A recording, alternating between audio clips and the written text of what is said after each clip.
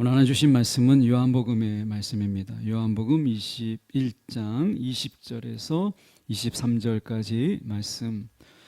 성경으로 보실 분들은 신약성경 187쪽의 말씀, 요한복음 21장 20절에서 23절까지 말씀입니다. 제가 20절로 23절 봉독해 올립니다.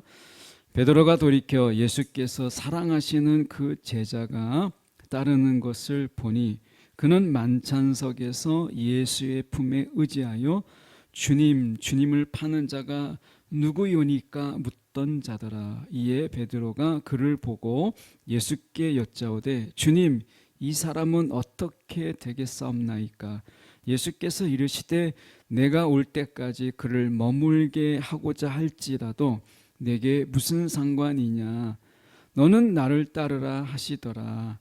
이 말씀이 형제들에게 나가서 그 제자는 죽지 아니하겠다 하였으나 예수의 말씀은 그가 죽지 않겠다 하신 것이 아니라 내가 올 때까지 그를 머물게 하고자 할지라도 내게 무슨 상관이냐 하신 것이시라. 아멘. 우리 말씀 가지고 더 큰 사랑이 만든 무관심이라는 제목으로 함께 말씀 나누기를 원합니다. 늘 사람에게 있어서 이 비교라고 하는 것을 우리가 떨쳐난다는 것은 쉽지가 않아요. 늘 우리가 비교가 되죠. 나는 비교하고 싶지 않는데 상대방에 의해서 비교가 되거나 또는 다른 사람들에 의해서 우리가 비교되는 이런 모습들을 보게 돼요. 그리고 나도 모르게 어느 순간에 다른 사람과 이렇게 비교하고 있는 나를 발견하게 되죠. 우리는 이 비교라는 것에서 정말 자유할 수가 없는데 오늘 본문도 바로 그런 거예요. 베드로와 요한이라고 하는 이 속에서 어쩌면 수제자라고 하는 베드로와 주님이 사랑하시는 제자 요한. 그러니까 베드로는 수제자인데 요한은 주님이 사랑하시는 제자예요. 이 속에서 알게 모르게 느껴지는 경쟁과 또는 시기, 비교 이런 것들이 이 제자 그룹 안에도 있었어요. 그런 부분에서 베드로와 요한 사이 속에서는 특히 베드로가 가지는 이 경쟁 심리 이런 게 그에게 있었습니다.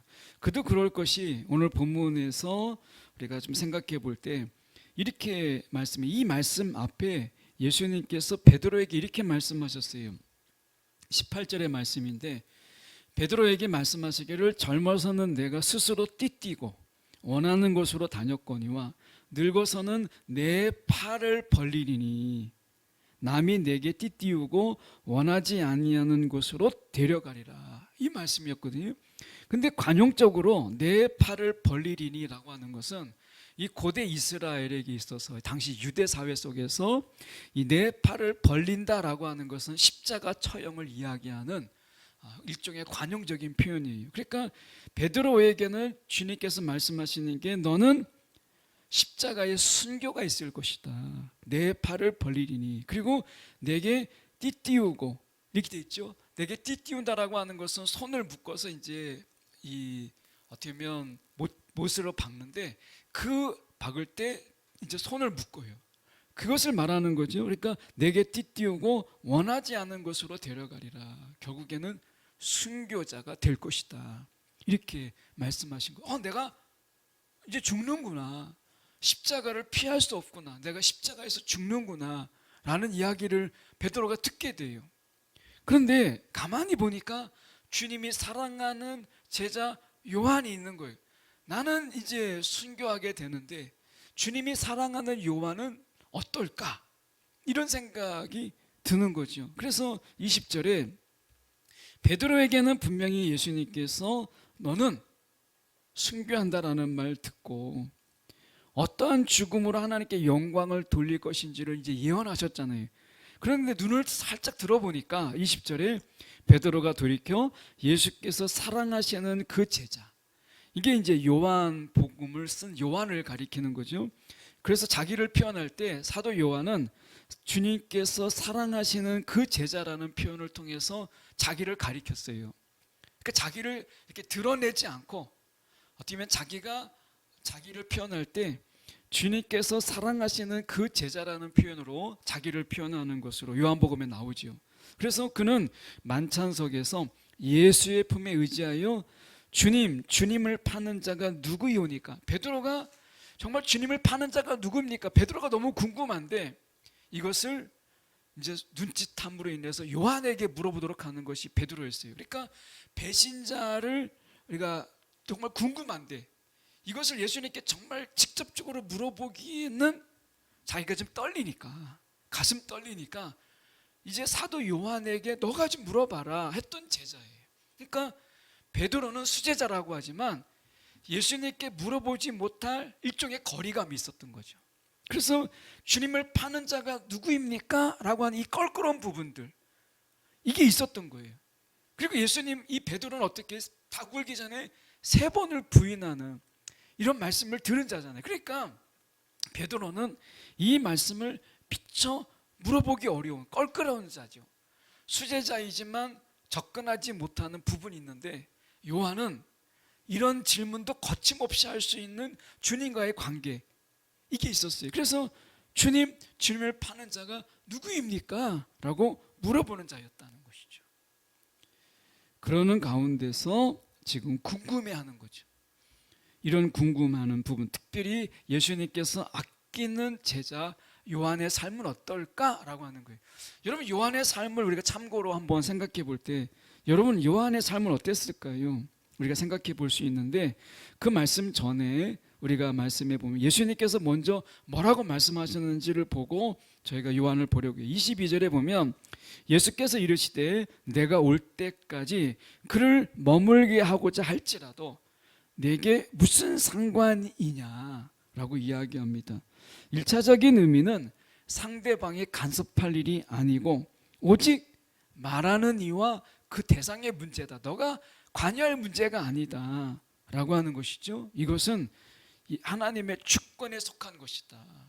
그러니까 베드로의 사명이 다르고 요한의 사명이 다른데 이 사명을 각각에 주는 것은 하나님의 주권에 속하는 것이다. 너가 판단할 것이 아니다라고 하는 것을 말씀하시는 거예요. 그러니까 여기서 상관이라고 하는 이 말은 너는 너의 길을 가라 라고 하는 것을 말씀하시는 거죠. 이것은 남일을 신경 쓰지 마라가 아니라 베드로와 예수의 인격적인 그 1대1의 관계가 가장 먼저다라고 하는 것을 이야기하는 거예요. 여러분, 우리 신앙 속에서 하나님과 나와의 1대1의 신앙, 주님과 나와의 1대1의 신앙이 다른 어떤 것보다 가장 우선이 돼야 된다. 신앙의 가장 우선은 나와 주님과의 1대1의 관계, 이것이 가장 중요하다라고 하는 것을 베드로에게 말씀하고 있는 거예요. 여러분 우리가 이 같이 예배를 드리잖아요. 이게 그룹으로 같이 예배 드리고 우리가 청년의 이름으로 예배를 드리는데 이 속에서도 내가 주님과의 1대1의 이 관계는 가장 중요한 거예요. 우리가 같이 예배를 드리는 가운데서 내가 주님과의 관계를 대신할 수가 없어요. 우리가 그룹으로 같이 이렇게 청년의 이름으로 예배를 드리는 것은 우리가 하나님 앞에서 우리가 같이 예배자로, 형제된 자로 하나님 앞에 예배하지만, 그러나 이 예배 드리는 가운데서 우리는 주님과의 1대1의 이 관계를 이 자리에서 예배 드렸기 때문에 우리는 주님과의 관계가 필요 없다 이렇게 말해서는 안 돼요. 우리가 이 자리에서 예배 드리지만 가장 중요한 부분은 주님과의 1대1의 관계다 라고 하는 것을 말씀하고 있는 거예요. 이 말씀을 생각하면서 사도 요한을 우리가 보기를 원해요. 사도 요한은 우리가 이렇게 말씀하셨어요. 십자가 위에서 예수님은 요한에게 자신의 어머니 마리아를 부탁하셨죠. 보라, 내 어머니라. 이제 나의 어머니가 아니라 이제 너의 어머니야. 그러니까 이 요한에게 예수님의 어머니 마리아를 맡겨요. 그리고 이 마리아가 세상을 떠날 때까지 요한은 이 친아들처럼 이 마리아를 섬깁니다. 그를 돌봐요.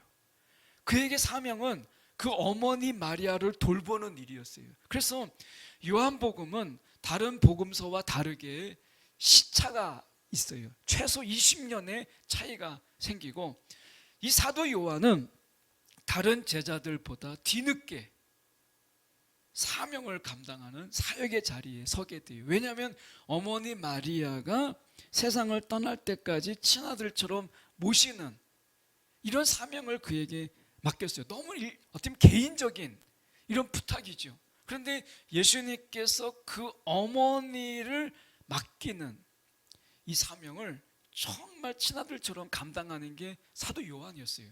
이 사도 요한은 사랑이 많았어요.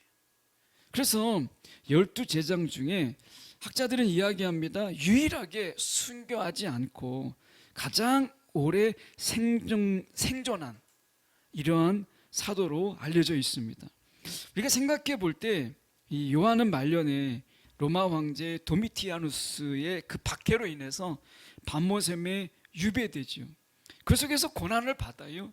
그렇지만 나중에 그 반모섬에서 유배됐던 것에서 풀려나서 그가 이제 사역을 계속해서 이어나가는데 특히 이 기록의 사역들을 하죠. 요한복음과 요한 1, 2, 3서 그리고 요한계시록을 쓰면서 그가 그 노년에 이런 예수님의 말씀들과 그리고 앞으로 되어질 일들을 정리하는 그런 귀한 사명을 그가 맡아요. 어떻게 보면 우리가 베드로와 약간 비교가 되는데, 베드로는 우리가 피의 순교, 십자가에 달려 죽는 피의 순교를 그가 감당하죠. 그래서 어떻게 보면 그를 피의 순교라고 이야기하는데, 어떻게 보면 이 사도 요한은 끝까지 살다가 나중에 사명을 다하고 죽어요. 이것을 우리가 살아있는 순교자다라 해서 우리가 피의 순교와 좀 대칭적으로 백색 순교라는 말을 사용합니다. 이 백색 순교, 그러니까 순교자의 삶을 사는 거예요. 우리는 피의 순교가 있고요, 사도 요한처럼 살아서 순교자의 삶을 사는 백색 순교가 있어요. 이 사도 요한을 우리가 주목하고자 싶은 것은 베드로가 죽음으로 하나님께 영광을 돌렸어요. 그런데 요한은 끝까지 살아남아서 진리를 수호함으로 인해서 자신의 사명을 다했어요. 영락교회를 우리가 세우고 마지막까지 주님의 일을 감당했던 한경직 목사님이 계십니다. 소천하셨죠. 근데 한경직 목사님은 우리가 일본의 압제 속에서 다른 사람들이 목사님들이 순교했어요.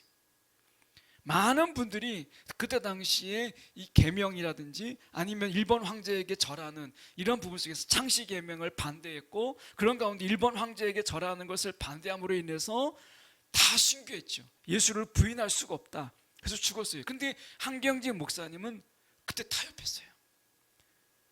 살아남았어요.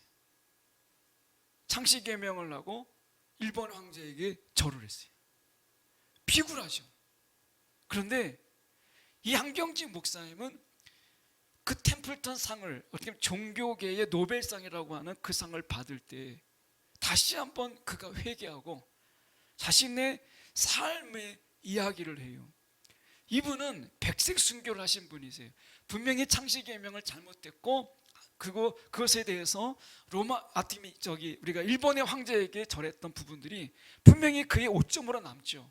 그런데 살아 있으면서 순교자의 삶을 살았던 게 한경직 목사님, 영락교회를 세우고 그 영락교회에서 배출된 많은 목회자들의 교회를 세우는 일에 헌신해요. 마지막에 이 한경직 목사님이 나중에 소천할 때 그게 가진 재산은 10,000원 정도밖에 안 됐어요. 그의 통장에, 그것도 10,000원을 넣는 게 아니라 남은 잔액이 계속 쌓이면서 다 찾고 했는데 10,000원 정도밖에 안 남았어요. 지금의 우리가 이제 목회를 은퇴하시는 분들이 몇십억을 요구하고 때로는 너무나 과하게 요구해서 사회의 지탄이 되고 교회의 모범이 되지 못하고 성도들이 교회를 떠나게 되는 실망해서 이러한 일들이 잦은 세상 속에서 이 한경직 목사님은 백색 순교의 삶이 어떤 것인가를 보이셨어요. 오히려 그분이 순교하지 않았고 피해 순교를 하지 않고 살아남으로 인해서 살아있으면서 순교하는 자의 삶이 어떠한 것인가를 보이셨어요. 오늘 말씀 속에서 보면 이 성경 번역가인 제롬은 이렇게 이야기했습니다. 사도 요한에 대해서 그가 이야기할 때 요한이 비록 자연사였으나, 이 제롬에 대한 해석입니다. 끓는 이 기름 가마 던져지는 그 속에, 이 끓는 기름 속에 던져지는 이런 고초, 이것을 겪음으로 인해서 순교하지 않았으나 순교자의 영광을 가졌다. 이 제롬이라고 하는 성경 번역가는 사도 요한에 대해서 이렇게 평가했어요.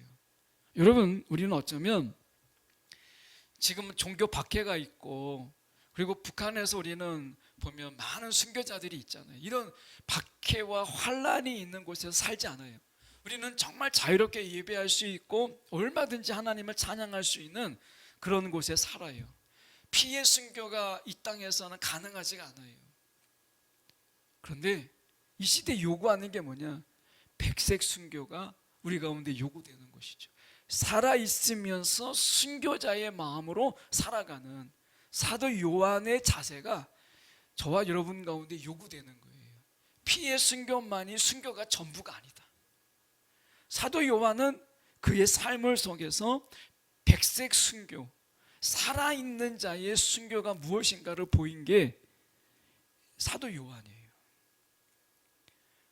그런 의미에서 본다면 베드로와 우리가 많이 비교가 돼요. 근데 사명이 다른 거예요. 어떤 사람은 죽음으로 인해서 하나님께 영광을 올리지만 어떤 사람은 살아있음으로 인해서 하나님께 영광을 올려드리는 거예요. 어느 게 좋다? 어느 게 더 큰 영광이다? 말할 수 없어요. 피의 순교만이 하나님께 큰 영광이고 백색 순교는 하나님께 영광이 되지 않는다, 이렇게 말할 수가 없어요. 여러분, 하나님의 주권이에요. 중요한 것은 우리가 살아있으면서 살아있는 자의 순교자의 삶, 컨페서의 삶, 고백자의 이 삶을 살아가는 것이 우리의 사명인 거예요. 어떤 자들은 이야기해요. 이 땅에 있지 말고 순교자의 자리에 서라. 이것이야말로 진정한 선교다. 이것이야말로 진정한 순교다. 이렇게 말해요. 그래서 전쟁터에 나가고 그리고 핍박과 환란이 있는 곳에 그 자리에 가야만 이것이야말로 순교다라고 이야기해요.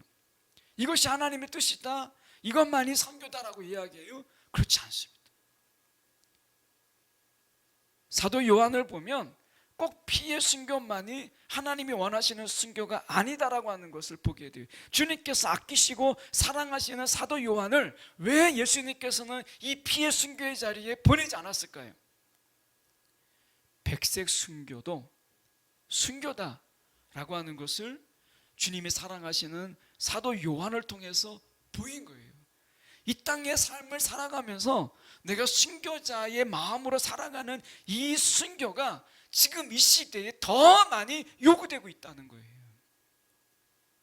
피해 순교가 순교의 전부가 아니다 라고 하는 것을 보이는 거죠. 여러분, 오늘 이 사도 요한은 살아있어서 반모섬의 유배됨으로 인해서 요한계시록을 쓰죠. 그리고 이 요한계시록을 통해서 많은 고난받는 성도들을 향해서 하나님의 최종적인 승리의 계획이 무엇인가를 환상을 통해서 그가 기록하잖아요. 이것으로 인해서 얼마나 많은 사람들이 로마 황제에게 절하지 아니하고 마지막 그 고난의 시기를 견디며 하나님의 그 승리를 바라보며 살아갔는가. 자기가 백색 순교를 통해서 수많은 사람들이 고난 가운데서 견디도록 하는 이런 순교자의 삶을 살아가도록 했던 자가 사도 요한이에요. 여러분, 우리가 세상에서 지금도 많은 사람들이 순교하는 이런 순교의 소식들이 전해져요. 선교 편지를 보면. 그런데 또한 한편으로 본다면 백색 순교, 삶의 자리 속에서 순교자의 삶을 사는 자들이 이 시대에 얼마나 많이 요구되고 있는가 라고 하는 것을 보게 돼요. 저는 그런 의미에서 이 시대에 백색 순교를 하셨던 한경진 목사님의 그 삶, 그 겸손함과 큰 교회를 이뤘음에도 불구하고 어떤 것도 기득권으로 여기지 아니하고 퍼주고 나눠주고 하는 그런 아름다운 교회를 세우고 그를 통해서 많은 목회자들이 배출되고 마지막 죽음의 자리에까지 있었을 때 우리가 아무것도 손에 쥐어지지 않는 모든 걸 다 흘려보냈던 한 사람의 삶을 통해서 얼마나 많은 생명들이 다시 꽃피웠는가를 우리가 볼 때 피의 순교가 이 시대가 가장 원하는 순교가 아니라 어쩌면 이 시대는 이 백색 순교의 삶이 더 절실한 게 아닌가 하는 생각을 해보게 돼요. 그래서 예수님께서 말씀하시는 게 바로 그런 의미죠. 예수께서 이르시되 내가 올 때까지 그를 머물게 할지라도, 이 말에 대해서 23절의 말씀은, 이 말씀은 나중에 첨언된 것이 아닐까라고 하는 것이 학자들의 의견이에요. 이것은 뭐냐면 사도 요한이 이 말의 본질을 이렇게 기록한 거죠. 그 제자는 죽지 아니하겠다, 순교하지 않을 것이다 라고 했으나, 이렇게 풀어요. 이것은 결국 뭐냐면 순교자가 되느냐 그렇지 않느냐라는 것은 우리가 예수님의 권한이었다 라고 하는 것을 말씀하는 거죠. 주권이라고 하는 것입니다. 그래서 우리가 죽지 아니하리라는 이 소문이 퍼졌지만 우리가 중요한 것은 뭐냐면 예수님께서 말씀하시는 그 본래의 의미, 어떤 자는 피의 순교, 어떤 자는 백색 순교, 이것은 하나님의 주권이에요. 절대 주권이죠. 거기에 맞춰서 살아가는 것이 중요하다는 거예요. 혹시 여러분 피의 순교가 더 멋져 보이십니까? 아니라는 거예요. 어쩌면 또 우리가 한편을 볼 때 그의 피의 순교를 바라보면서 내가 이렇게 살고 있는 게 맞나? 너무 죄송한 마음, 미안한 마음, 그게 아니라 삶의 자리 속에서 순교자의 마음을 살아가는 것, 이것 또한 중요하다라고 하는 것이죠. 그래서 말씀에 보면 이렇게 말씀하시잖아요. 예수님의 말씀은 그가 죽지 않겠다 하신 것이 아니라, 이렇게 말씀하시죠. 이것은 그 다음에 말씀에 보시면 이렇게 말씀하죠. 내가 올 때까지 그를 머물게 하고자 할지라도, 이 말씀을 하세요. 이것은 가정법으로 얘기하신 것이죠. 이것은 하나님께서 그의 계획 속에서 내가 이렇게 한다 할지라도, 내가 그를 살려두기로 결정한다 할지라도 너희가 상관할 것이 아니라 이건 나의 권한이다 라고 말씀하시는 거예요. 베드로에게 있어서는 지금 주님의 말씀보다 타인의 상황을 더 크게 본 거죠. 여러분, 우리가 중요한 것은 주님과의 나와의 관계 속에서 나에게 맡겨진 사명에 최선을 다하는 것, 이게 중요한 거예요. 어떤 순교자의 모습으로 주님이 허락하실지, 그것은 주님의 권한에 있다라는 거예요. 그래서 우리는 함부로 말해서는 안 돼요. 순교자, 어떤 피해 순교자, 그리고 환난과 핍박이 있는 곳에 가서 우리가 신앙생활하는 것만이 진짜 선교다, 진짜 신앙이다, 이렇게 말해서는 안 돼요. 그래서 하나님의 주권을 우리가 의심하는 거예요. 우리가 이 놓여져 있는 일상의 삶 속에서 순교자의 삶을 살아가는 것이 하나님의 뜻이라면 거기에 충성되이 우리가 신실하게 우리의 맡겨진 삶에 순교자의 마음으로 살아가는 것, 이게 더 어려울 수 있어요. 이게 더 힘들 수 있어요. 이것도 순교라고 말씀하는 거예요. 매일매일을 죽어가는 거죠. 우리가 사도 바울이 날마다 내가 죽노라 말씀하잖아요. 여러분, 우리가 이 순교자의 삶을 산다라는 것은 매일매일 날마다 내가 죽는 거예요. 예수님 십자가를 지실 때 말씀하셨어요. 자기 십자가를 날마다 지고, 날마다가 들어가요. 자기 일을 부인하고 날마다 자기 십자가를 지고, 이렇게 돼 있어요. 그냥 자기 십자가를 지고가 아니라 날마다. 이게 백세 순교의 말씀이죠. 여러분, 내가 날마다 주님의 십자가를 지고 가는 이런 삶, 날마다 나의 육신을 쳐서 말씀에 복종하게 하는, 성령에 복종하는 이 삶, 이게 백색 순교의 삶인 거예요. 우리가 그 삶으로 부름 받았다라고 하는 거죠. 그래서 제가 제목이 뭐냐면 더 큰 사랑이 만든 무관심이, 하나님을, 내가 예수님을 더 사랑함으로 인해서 다른 이들에 대해서 무관심해지는 이 건강한 무관심이죠. 베드로가 지금 순교한다라고, 피의 순교라고 하는 것을 예수님께서 말씀하셨잖아요. 그러면 이 피의 순교를 나에게 허락하신 그 주님, 예수님처럼 십자가에서 내가 죽을 수 있다라는 큰 영광, 이게 나에게 있는 거잖아요. 이게 너무 가슴에 벅차고 너무나 큰 사랑이라고 생각한다면 다른 게 보이지 않는 거죠. 한편으로 본다면 다른 사람이 보이고 다른 사람과 내가 비교하고 있다면 그것은 주님의 사랑에 빈틈이 있다는 이야기예요. 주님과의 그 사랑 속에서 뭔가 허점이 있고 그 속에서 빈틈이 우리가 있다라는 거죠. 오늘 주님께서 우리 가운데 원하시는 것은 순교자의 마음은 주님과 나와의 관계 속에서 주님이 내 안에 거하고 내가 주님 안에 거함으로 인해서 어떤 빈틈도 없는 관계, 이 관계 속에서는 비교라고 하는 것은 자리할 수 없는 거예요. 오늘 우리 안에 주님과의 관계 속에서 빈틈이 너무 많아서 그냥 주님과 내가 하나가 아니라 교집합, 합집합이 아니라 그냥 교집합, 주님과 나와의 어느 정도 일정한 공통 분모가 있고 나머지는 텅 비어 있어서 비교도 들어오고 세상도 보이고 다른 사람들의 성공이 보이고 나는 뭔가가 보이는 이런 교집합의 삶이 아니라 주님께서 말씀하시는 주님과 나와의 어떤 교집합, 이게 아니라 주님과 내가 합집합으로 하나가 되는 이런 삶을 원하시잖아요. 여러분, 베드로처럼 오늘 주님과 나와의 관계 속에서 다른 사람이 보이지 않는, 요한이 보이지 않는 이런 삶을 살아가야 되는데 베드로는 그렇지 못했어요. 요한은 베드로의 삶이나 다른 자의 삶, 그리고 그가 뒤늦게 사역을 하는데도 불구하고 한편으로 생각해 볼 수 있어요. 학자들은 이야기한 한 20년 정도를 이야기하는데 이 정확한 기록이 없기 때문에 한 20년으로 봐요. 어머니 마리아를 돌보는 개인의 일, 예수님이 감당해야 될 개인의 일을 감당하는데도 불구하고 그가 어떤 불평도 어떤 원망도 하지 않아요. 오히려 그것이 계기가 되어서 공간복음과 다르게 요한복음이라고 하는 특별한 복음을 쓰게 했고, 예수님이 누구인가를 충분히 묵상한 이후에 요한복음을 쓰잖아요.